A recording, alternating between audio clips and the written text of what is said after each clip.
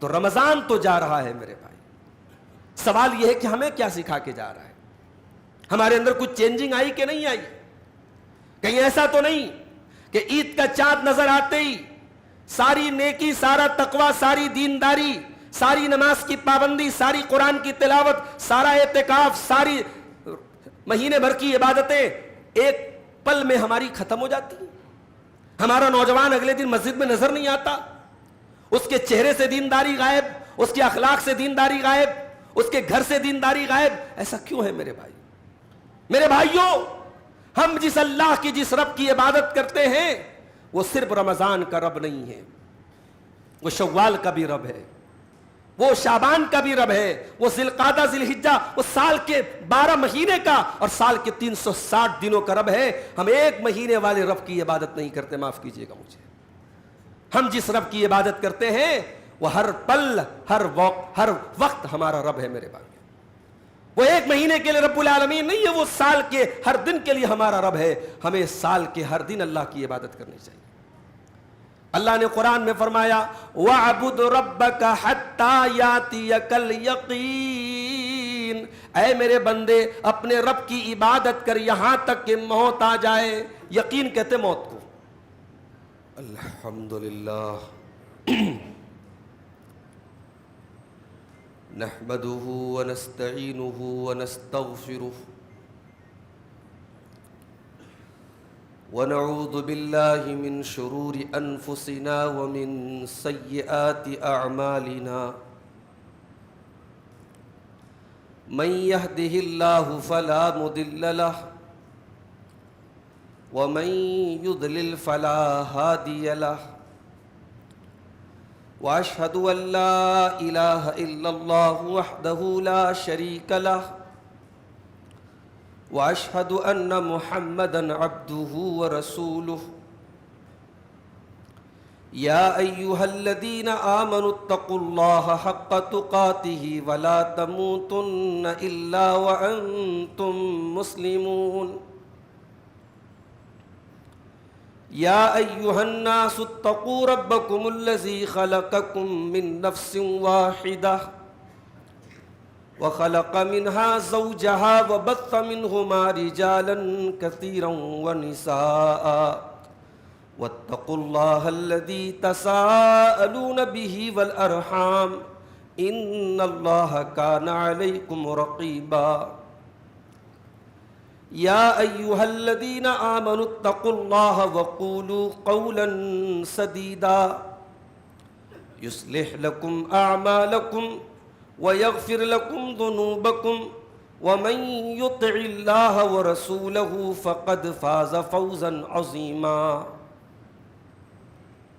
أما بعد فإن خير الحديث كتاب الله وخير الهدي هدي محمد صلى الله عليه وسلم وشر الأمور محدثاتها وكل محدثة بدعة وكل بدعة ضلالة وكل ضلالة في النار.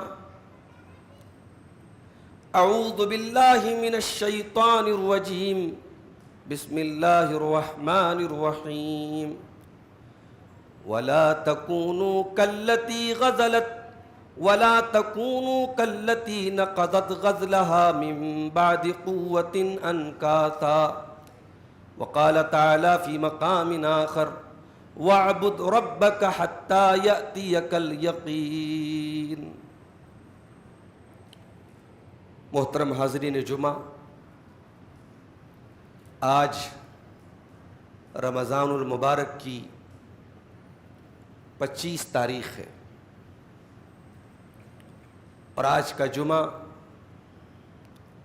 رمضان کا آخری جمعہ ہے. ہمارے معاشرے میں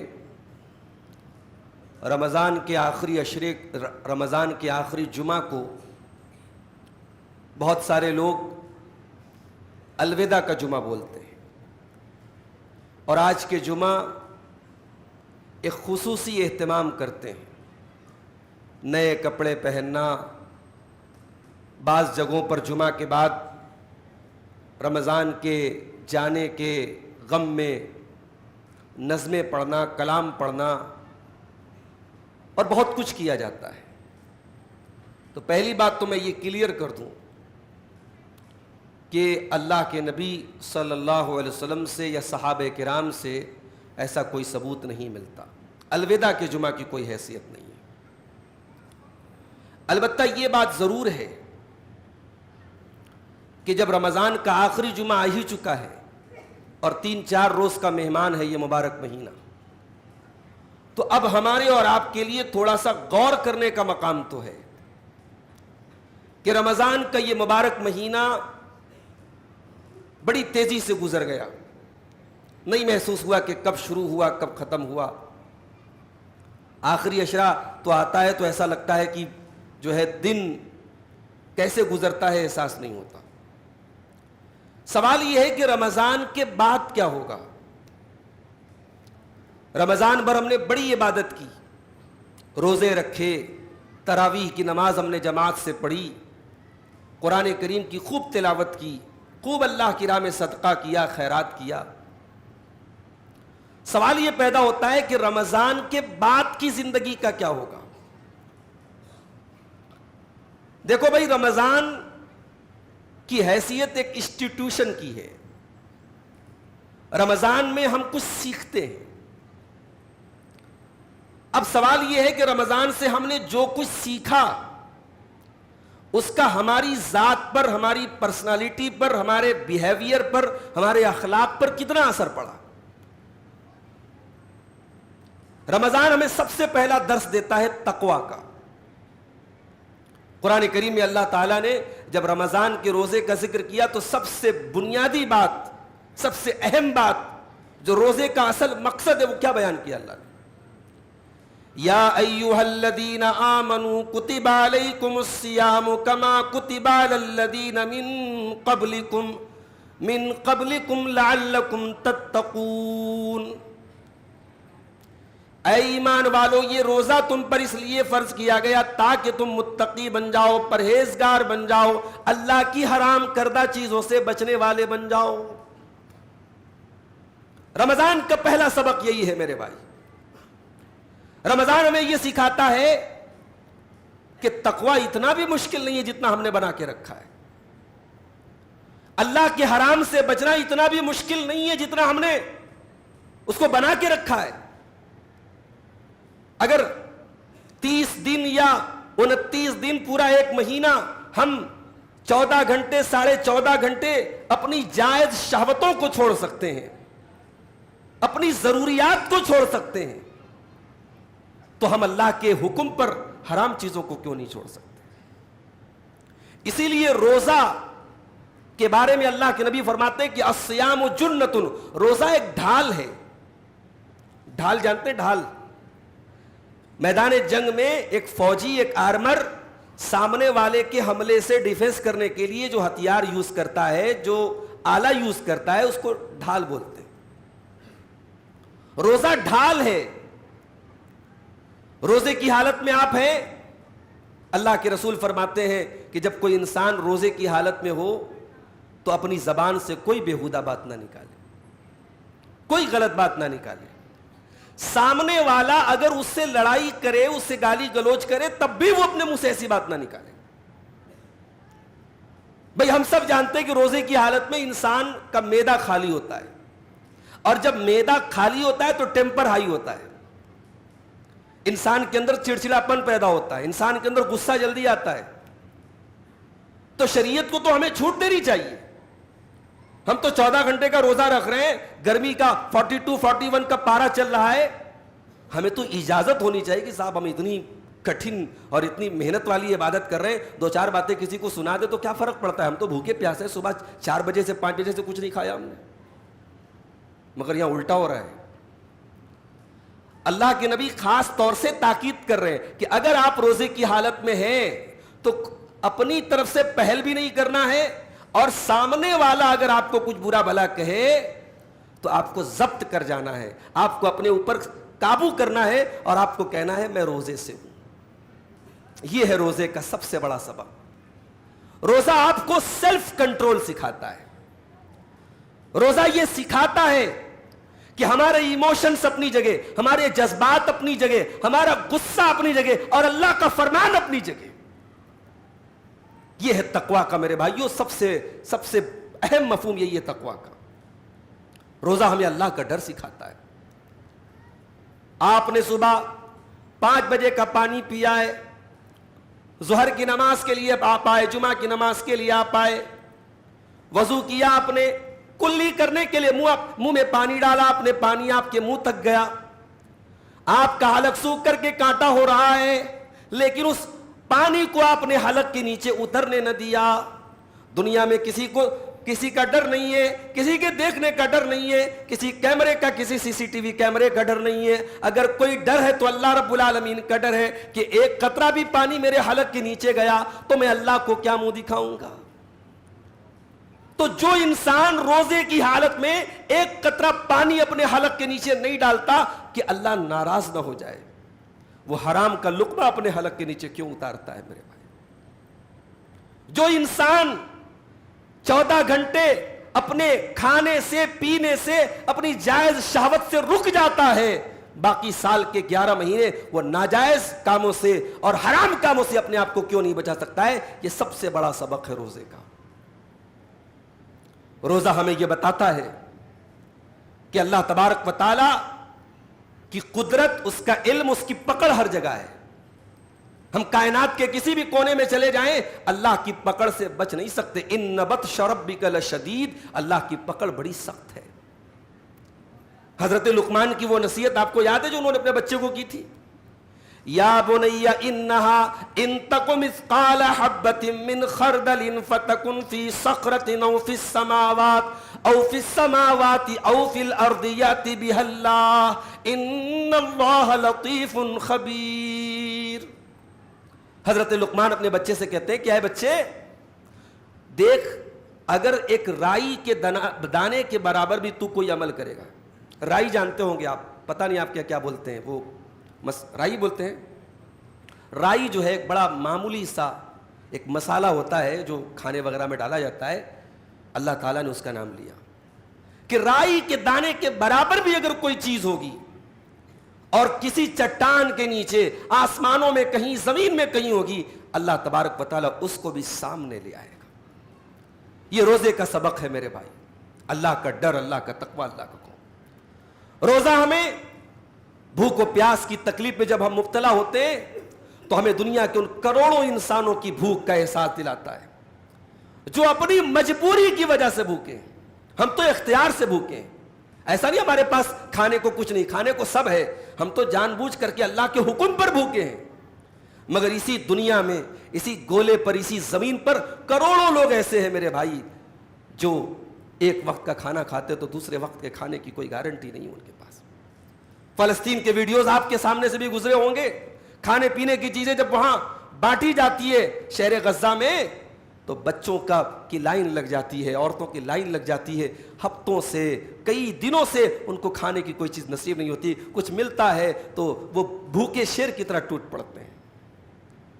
دنیا کے ان لاکھوں کروڑوں بھوکوں کی تکلیف کا احساس ہمیں روزہ دلاتا ہے میرے بھائی. روزہ ہمارے دل میں ایک دوسرے کی محبت کا احساس دلاتا ہے.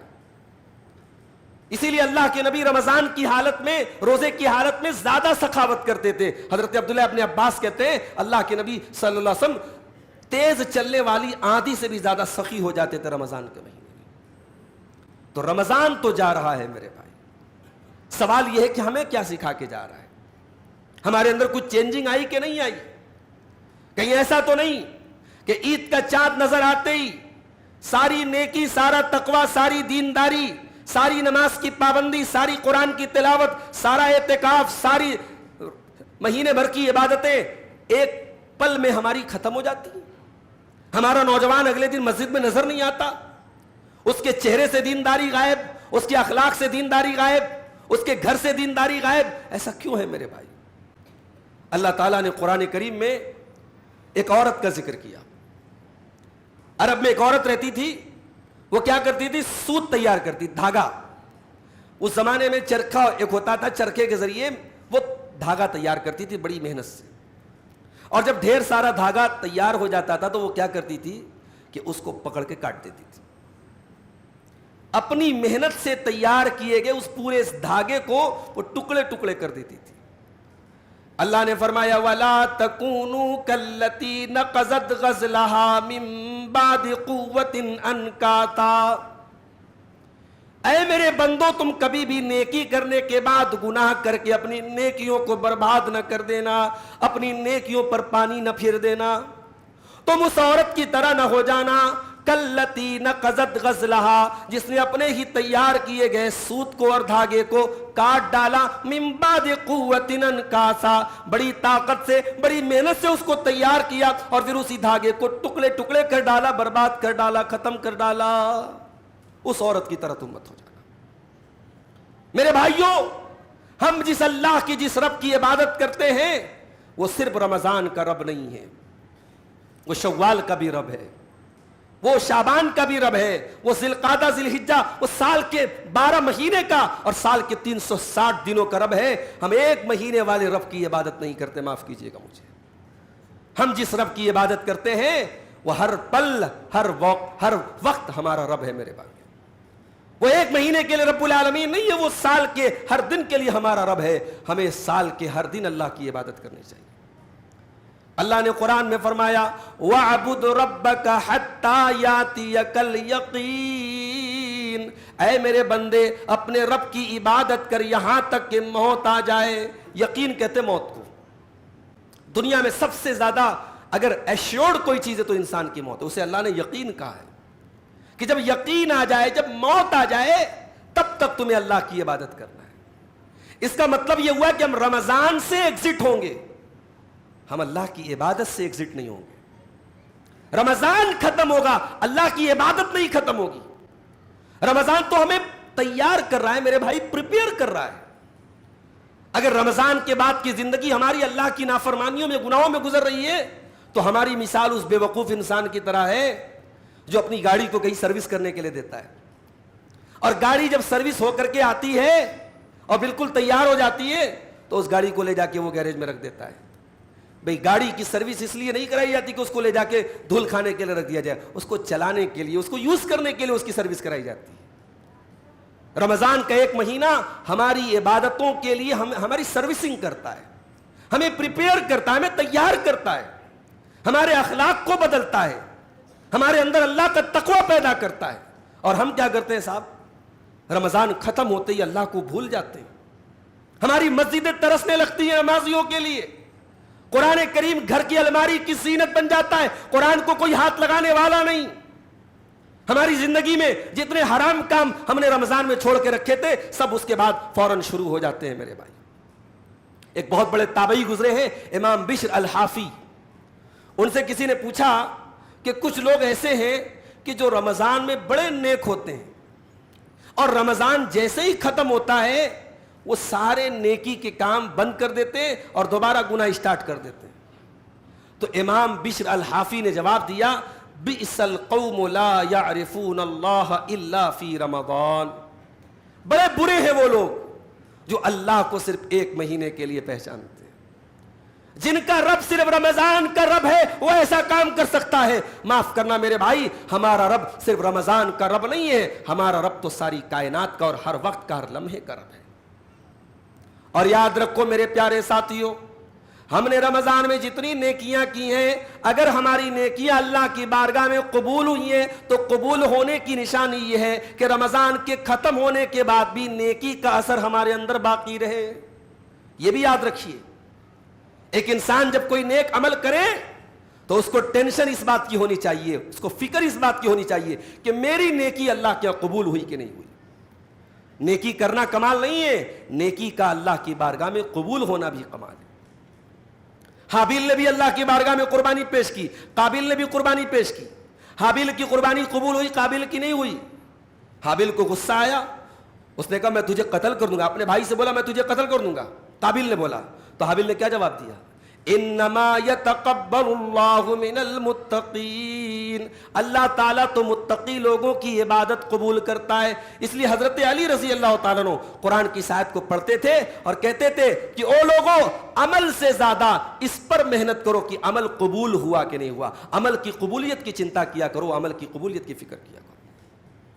تو میرے بھائیوں، ہماری یہ ٹوٹی پھوٹی عبادتیں اگر اللہ کی بارگاہ میں قبول ہوئی ہیں تو اس کی علامت یہ ہے، اس کا سمبل یہ ہے، اس کا انڈیکیٹر یہ ہے کہ رمضان کے بعد بھی ہمارے دلوں میں اللہ کا ڈر باقی رہے، رمضان کے بعد بھی ہمارے دلوں میں نماز کی محبت باقی رہے، قرآن کی محبت باقی رہے۔ تراویح ختم ہو گئی لیکن راتوں میں قیام اللیل ختم نہیں ہوا، زکوٰۃ اور صدقہ فطر کا ٹائم ختم ہو گیا، عام صدقہ خیرات ختم نہیں ہوا، آپ رمضان کے روزے ختم ہو گئے، نفل روزے نہیں ختم ہو گئے۔ میرے بھائیوں، نیکیوں کا سلسلہ رمضان کے بعد بھی جاری رہنا چاہیے۔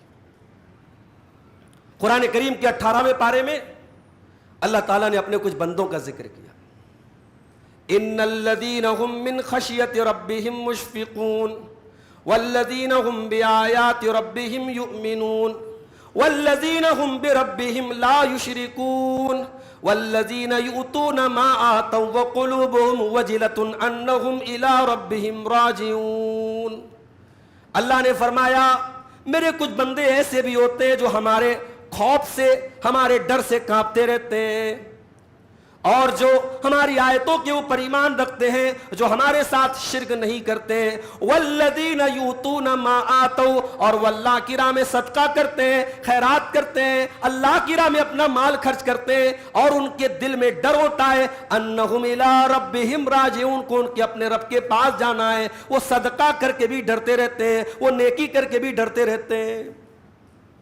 جب قرآن کی آیتیں نازل ہوئیں، ہم سب کی پیاری ماں ام المومنین حضرت عائشہ صدیقہ نے اللہ کے رسول سے پوچھا، ابو داؤد کی صحیح روایت ہے، اے اللہ کے نبی، یہ کون لوگ ہیں جو صدقہ کر کے بھی اللہ سے ڈرتے رہتے ہیں، جو خیرات دے کر کے بھی اللہ سے ڈرتے رہتے ہیں؟ اے اللہ کے نبی، کیا یہ وہ لوگ ہیں جو چوری کرتے ہیں؟ اے اللہ کے نبی، کیا یہ وہ لوگ ہیں جو شراب پیتے ہیں؟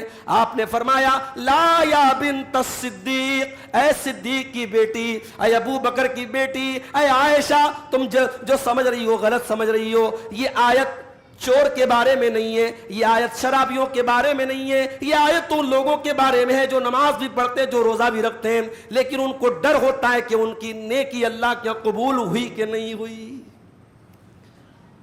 اللہ کے نیک بندے ڈرتے ہیں میرے بھائی، اور ہم تو شیر بن گئے صاحب، ہمیں تو لگا کہ صاحب ہم نے نیکیوں کا پہاڑ کھڑا کر دیا، اتنا ہم نے اللہ کی راہ میں صدقہ دے دیا، اتنی زکوٰۃ نکال دی، 300 دن ہم نے کھڑے ہو کے تراویح کی نماز پڑھی حافظ صاحب کے پیچھے، ہم سے نیک کون ہے؟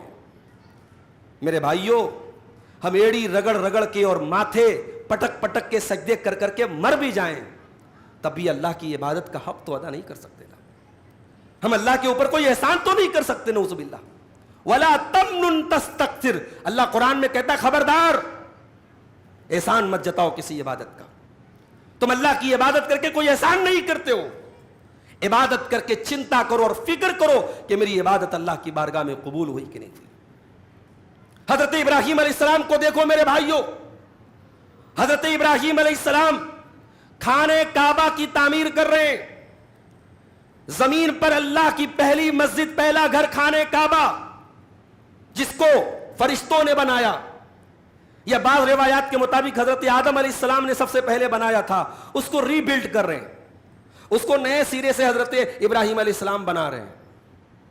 اور حضرت ابراہیم مستری کی حیثیت سے، اس میں مزدور کی حیثیت سے ابراہیم علیہ السلام کام کر رہے ہیں، ان کا بیٹا اسماعیل لیبر کی حیثیت سے کام کر رہا ہے، خلیل اللہ مستری کی حیثیت سے اور ذبیح اللہ لیبر کی حیثیت سے اس مسجد کی تعمیر کر رہے ہیں، اللہ کا گھر بنا رہے ہیں۔ اور یہ منظر خانے کعبہ کی یہ تعمیر کا منظر اللہ کو اتنا بھایا، اللہ کو اتنا پسند آیا کہ اللہ نے قرآن کریم کا ایک حصہ بنا دیا اس کو۔ وَإِذْ يَرْفَعُ إِبْرَاهِيمُ الْقَوَاعِدَ مِنَ الْبَيْتِ وَإِسْمَاعِيلُ، اور یاد کرو جب میرا بندہ ابراہیم میرے گھر کو بنا رہا تھا، خانے کعبہ کو بنا رہا تھا، اس کی بنیادوں کو اٹھا رہا تھا، اور اس کا بیٹا اسماعیل بھی اپنے باپ کا ساتھ دے رہا تھا۔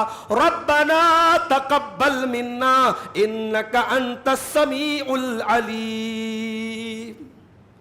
یہ دونوں باپ بیٹے جب خانہ کعبہ کو بنا رہے تھے میرے بھائی، تو ان کی زبان پر کوئی فخر نہیں تھا، کوئی غرور نہیں تھا کہ صاحب ہم بہت بڑا کمال کر رہے ہیں، بہت بڑا تیر مار رہے ہیں۔ اس خانہ کعبہ کو بنانے کے ٹائم دونوں باپ بیٹے کی زبان پر بس ایک ہی دعا تھی، ربنا تقبل منا انک انت السمیع العلیم، پروردگار ہمارے اس حقیر سے عمل کو تو قبول فرما لے، تو دعاؤں کو سننے والا ہے، تو دل کے حال کو جاننے والا ہے۔ تو میرے بھائیوں، اپنی عبادتوں کی قبولیت کی فکر کرو، اور اس قبولیت کی اگر فکر ہے تو رمضان کے بعد کی اپنی زندگی کی حفاظت کرو میرے بھائی۔ ایسا نہ ہو کہ رمضان کی زندگی اور اس کے بعد کی زندگی اس کی اپوزٹ ہو، ورنہ اس بات کا ڈر ہے کہ کہیں ہماری یہ نیکیاں ہمارے منہ پر مار نہ دی جائیں میرے بھائی۔ رمضان کے آخر میں ایک عبادت اور ہم کرتے ہیں جس کو ہم صدقہ فطر بولتے ہیں۔ اللہ کے نبی صلی اللہ علیہ وسلم نے صدقہ فطر کو فرض قرار دیا۔ اللہ کے نبی نے فرمایا، حضرت عبداللہ ابن عمر کہتے ہیں کہ اللہ کے نبی نے صدقہ فطر کو فرض کیا ہے 1 سا جو یا 1 سا کھجور ہر آزاد پر، غلام پر، مرد پر، عورت پر، چھوٹے پر، بڑے پر جو مسلمان ہو۔ اب یہ سا جو ہوتا تھا، سا اس زمانے میں ایک پیمانہ ہوتا تھا، گلے کو ناپ کر کے دیتے تھے اس میں، تو سا 4 مٹھی بھر کے جب اناج دیتے تھے وہ 1 سا ہوتا تھا۔ جب اس کو کیلکولیٹ کیا گیا آج کے وزن کے حساب سے، تو وہ 2 کلو 100 گرام سے لے کر کے 2 کلو 700-800 گرام تک ہلکی اور بھاری چیزوں میں الگ الگ وزن اس کا آتا ہے۔ لیکن ایک احتیاطی مقدار جو ہمارے یہاں گیہوں استعمال ہوتا ہے یا آٹا استعمال ہوتا ہے، جو چاول استعمال ہوتا ہے، ایک احتیاطی مقدار علماء نے بیان کی کہ 2.5 کلو انف ہے، اور 2.5 کلو جو ہے آپ کا 1 سا کے برابر ہو جاتا ہے۔ اب حدیث میں سا اناج دینے کا ذکر آیا۔ بعض علماء کا موقف یہ ہے، بڑا سخت موقف ہے، کہ صاحب آپ کو اناج ہی دینا ہے، اناج کے علاوہ اگر آپ کوئی رقم دیں گے تو جائز نہیں ہے، اناج کی آپ قیمت نہیں دے سکتے۔ ابھی آج ایک صاحب نے شیخ ابن عثیمین رحمہ اللہ کا فتویٰ بھیجا، انہوں نے کہا کہ فقیر کیا کرتا ہمیں اس سے مطلب نہیں ہے، ہم جس غریب کو صدقہ فطر دے رہے ہیں وہ کیا کرتا ہے اس سے مطلب نہیں ہے، ہمیں نبی نے اناج دینے کا ذکر کیا ہے، ہم اناج دیتے ہیں۔ دیکھیے ایک بات آپ سمجھ لیجئے، جہاں عبادت میں مال کا معاملہ ہے، جہاں مال دینے کا معاملہ ہے، وہاں ہم احتیاط کا پہلو نکالتے ہیں۔ مثال کے طور پر بنارس میں ساڑی کا کاروبار ہوتا ہے، اب کسی کے پاس 1 لاکھ کی ساڑی ہے، تو ساڑی کی زکوٰۃ تو ساڑی سے نکلنی چاہیے، مگر ایسا تو نہیں کیا جاتا۔ ساڑی کی ایک ویلیو نکالی جاتی ہے اور پھر اس کی لوگ پیسے کے ذریعے زکوٰۃ نکالتے ہیں۔ وہاں تو ہم نہیں کہتے صاحب کہ ساڑی ہے تو ساڑی کی زکوٰۃ نکالنی چاہیے۔ تو ہم جس مقصد کے لیے صدقہ فطر نکال رہے ہیں، حدیث میں آتا ہے کہ فقیر کو، غریب انسان کو ہم عید کے دن کسی کے گھر کا چکر نہ لگائے، عید کے دن کم سے کم کسی کے آگے ہاتھ نہ پھیلائے، ہم اس کو اس سے بے نیاز کر دیں، یہ مقصد ہے صدقہ فطر کا۔ تو یہاں اتنی سختی کرنا کہ صاحب قیمت نہیں دے سکتے، اور قیمت اگر دیں گے تو ادا نہیں ہوگی، اتنی سختی مناسب نہیں ہے، کیونکہ ہم صدقہ فطر جس غریب کے لیے دے رہے اس کا فائدہ کس میں، ہم یہ دیکھیں۔ آپ اللہ کے نبی کے دور میں 1 سا دیا جاتا تھا، آج آپ سا کے ذریعے تو نہیں دے رہے، آپ کلو گرام کے ذریعے تول کے دے رہے ہیں، کیونکہ آپ اندازہ لگا رہے کہ اس سا کے برابر اتنا کلو گرام ہوتا ہے۔ آپ یہاں اندازہ لگانے کی بات کر رہے ہیں، تو آپ قیمت کیوں نہیں نکال سکتے؟ تو قیمت کے معاملے میں بہت سختی کرنا، اور ہم یہ دیکھتے ہیں اسی سماج میں کہ جن غریبوں کو صدقہ فطر کا اناج دیا جاتا ہے، ڈھیر سارا اناج ہو جاتا ہے، 50 روپے kg میں جو چاول آپ لائیں گے وہ 25 میں جا کے بیچتا ہے وہ غریب آدمی، تو اس کا نقصان نہیں ہو رہا ہے۔ تو ایسی، اب میں یہ نہیں کہتا اناج دینا بہتر ہے، افضل ہے، سامنے والے کو اگر اناج کی ضرورت ہے آپ اناج دیں، لیکن اگر اناج کے ذریعے اس کا کام نہیں بن رہا ہے، پیسہ اس کے حق میں زیادہ بہتر ہے، تو پیسہ دیا جا سکتا ہے۔ بعض لوگ کہتے ہیں صاحب اگر ہم نے اس کو صدقہ فطر میں پیسہ دے دیا تو وہ شراب بھی پی سکتا ہے، وہ کسی غلط کام میں بھی استعمال کر سکتا ہے۔ تو بھائی غلط کام میں تو آپ اناج دیں گے، اس کو بھی استعمال کر سکتا ہے، آپ اس کو کہاں تک کنٹرول کرو گے؟ جو انسان گڑبڑ ہے وہ آپ کا اناج لے جا کے اونے پونے بیچ دے گا اور اس پیسے کا بھی غلط استعمال کرے گا۔ تو بہرحال صدقہ فطر اناج سے دینا افضل اور بہتر ہے، لیکن قیمت میں بھی دیا جا سکتا ہے۔ علامہ ابن تیمیہ وغیرہ کا موقف یہ ہے اور مضبوط موقف ہے یہ۔ صدقہ فطر آپ کو کب دینا ہے؟ عید کی نماز کے پہلے دینا ہے۔ اگر عید کی نماز کے بعد آپ دیتے ہیں تو آپ کا صدقہ فطر اللہ تعالیٰ کیا قبول نہیں ہوگا۔ جیسے قربانی عید اضحیٰ کی نماز کے پہلے کرتے ہیں تو قربانی آپ کی قربانی نہیں ہوگی، عام ذبیحہ ہوگی۔ ایسی صدقہ فطر اگر آپ عید کی نماز کے بعد دیتے ہیں وہ عام صدقہ ہوگا، وہ صدقہ فطر نہیں مانا جائے گا۔ تو کوشش کریں آپ کی عید کا چاند نکلتے ہی دے دیں، 1-2 دن پہلے بھی آپ دے سکتے ہیں، عید والے دن بھی آپ دے سکتے ہیں، لیکن بہتر ہے کہ آپ عید والی چاند رات کو ہی دے دیں آپ، تاکہ اس غریب کے گھر میں وہ چیز پہنچ جائے۔ اس کے بعد ہم عید کی 2 رکعت نماز پڑھتے ہیں، اور یہ عید کی جو 2 رکعت نماز ہم پڑھتے ہیں میرے بھائیوں، یہ ایک شکرانہ ہے۔ ہم اللہ کا شکر ادا کرتے ہیں کہ اے اللہ، جس طریقے سے تو نے 1 مہینے کے روزے کی ہمیں توفیق بخشی، 1 مہینہ ہم نے تیری عبادت کی، آج تیری بارگاہ میں ہم سر جھکا کر اور یہ 2 رکعت نماز پڑھ کے ہم تیری بارگاہ میں شکر ادا کرتے ہیں، اور اے اللہ ہم تجھ سے دعا کرتے ہیں کہ آئندہ زندگی میں بھی ہمیں تو اپنی نیکی کے کام کرنے کی ہمیں توفیق دینا۔ اس بات کا اظہار ہم کرتے ہیں اس عید کی نماز کے لیے۔ عید کی نماز میں ضرور اپنے گھر کی عورتوں کو بھی شامل کریں، اور عید کی نماز اللہ کے نبی کھلے میدان میں پڑھتے تھے، عیدگاہ میں پڑھتے تھے، مجبوری میں مسجد میں پڑھی جا سکتی ہے ورنہ عیدگاہ میں پڑھنی چاہیے، اور عورتوں کو بھی ضرور لے کے جانا چاہیے۔ حضرت ام عطیہ کہتی ہیں کہ اللہ کے نبی صلی اللہ علیہ وسلم ہمیں حکم دیتے تھے کہ ہم کنواری عورتوں کو، شادی شدہ عورتوں کو اور پردے والی عورتوں کو سب کو لے کر کے ہم جائیں، اور اللہ کے نبی نے یہاں تک فرمایا کہ اگر کوئی عورت پیریڈ میں ہے تو وہ بھی عیدگاہ میں جائے، مسلمانوں کی نماز سے الگ رہے گی لیکن ان کی دعا میں شامل ہے۔ یعنی عیدین کی جو دعا ہے، امام کی دعا ہے، وہ بہت امپورٹنٹ ہے، اور اس میں سارے لوگ شامل ہوں، مرد بھی شامل ہوں، عورتیں بھی شامل ہوں، اس کی تاکید کی اللہ کے نبی نے۔ مگر ایک بات کا خیال رکھیے، ہماری مائیں بہنیں جب عید کی نماز کے لیے جائیں تو وہ پہلی بات تو مکمل پردے میں جائیں، دوسری بات یہ ہے کہ وہ خوشبو وغیرہ لگا کے نہ جائیں۔ جس طریقے سے عام حالات میں عورت کا خوشبو لگا کر کے نکلنا، غیر مردوں کے پاس سے اس کا گزرنا حرام قرار دیا گیا ہے، نماز کے لیے جب کوئی عورت نکلتی ہے تو خاص طور سے منع کیا گیا ہے۔ تو اپنی ماؤں بہنوں سے ہم کہنا چاہتے ہیں، بہت میک اپ کر کے اور بہت خوشبو والے جو ہے آئٹمس لگا کر کے اور بالکل بن سنور کر کے اور بے پردہ ہو کر کے اگر کوئی عورت جاتی ہے تو ایسا جانا بالکل بھی مناسب نہیں ہے، اور ہم یہ اسلام کی غلط چھوی پیدا کر رہے ہیں میرے بھائی۔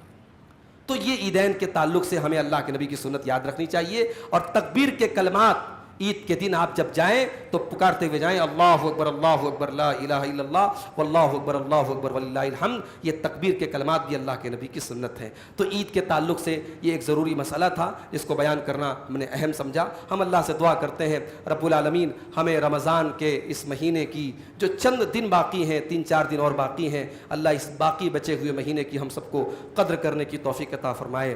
اللہ تعالی ہماری تمام عبادتوں کو قبول فرمائے۔ ہم سے جو کمی ہوئی ہے اس مہینے میں، اس مہینے کا حق ادا کرنے میں ہم سے جو کوتاہی ہوئی ہے، اللہ اپنے فضل و کرم سے ہماری کوتاہیوں کو معاف فرما دے۔ رب العالمین ہماری تمام عبادتوں میں اخلاص پیدا فرما دے۔ رب العالمین ہمیں سے جو بیمار ہیں ان کو شفائے کامل عاجل عطا فرمائیں۔ جو روزی روٹی سے پریشان ہیں، کاروبار سے پریشان ہیں، اللہ ان کی روزی روٹی میں، کاروبار میں برکت نصیب فرمائے۔ رب العالمین ہم سب کی ہر قسم کی ذہنی اور جسمانی تکلیفوں کو دور فرمائے۔ رب العالمین آنے والے ہمارے ملک کے انتخابات میں ایسے لوگوں کو ہمارے ملک کا اقتدار عطا فرمائے جو ملک میں امن، چین اور سکون کی حکومت کر سکیں، اور ملک میں فرقہ پرستی اور اسی طریقے سے نفرت کی سیاست کا اللہ تعالیٰ خاتمہ کر دے۔ رب العالمین ہمارے مساجد کی، ہمارے مدارس کی، ہمارے علماء کی، ہمارے جان و مال کی، ہمارے عزت و آبرو کی حفاظت فرمائے۔ رب العالمین ہم خطا کار ہیں، گنہگار ہیں، مگر تیرے عفو و کرم کے محتاج ہیں، تیری رحمتوں کے طلبگار ہیں۔ اے اللہ اس مبارک مہینے میں اور رمضان کے اس مبارک مہینے کے آخری عشرے میں آج جمعہ کا دن ہے، اللہ ہم تیری بارگاہ میں دعا کرتے ہیں رب العالمین تو ہماری خطاؤں کو معاف فرما دے۔ اے اللہ رمضان کی ہر رات تو اپنے کچھ بندوں کو جہنم کی آگ سے آزاد کرتا ہے، اے اللہ ہمیں بھی ان خوش نصیب بندوں میں شامل فرما دے۔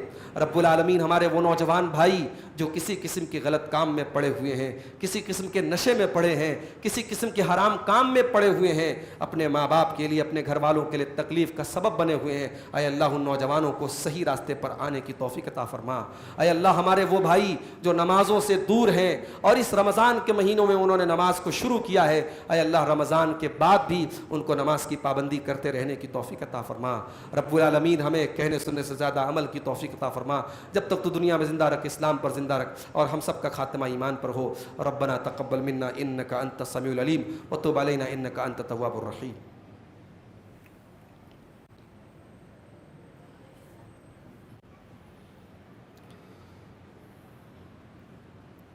الحمد لله كفى وسلام على عباده الذين اصطفى أما بعد أعوذ بالله من الشيطان الرجيم بسم الله الرحمن الرحيم إن الله وملائكته يصلون على النبي يا أيها الذين آمنوا صلوا عليه وسلموا تسليما اللهم صل على محمد وعلى آل محمد كما صليت على إبراهيم وعلى آل إبراهيم إنك حميد مجيد اللهم بارك على محمد وعلى آل محمد كما باركت على إبراهيم وعلى آل إبراهيم إنك حميد مجيد اللهم أعز الإسلام والمسلمين وأذل الشرك والمشركين ودمر أعداء الدين إن الله يأمر بالعدل والإحسان وإيتاء ذي القربى وينهى عن الفحشاء والمنكر والبغي يعظكم لعلكم تذكرون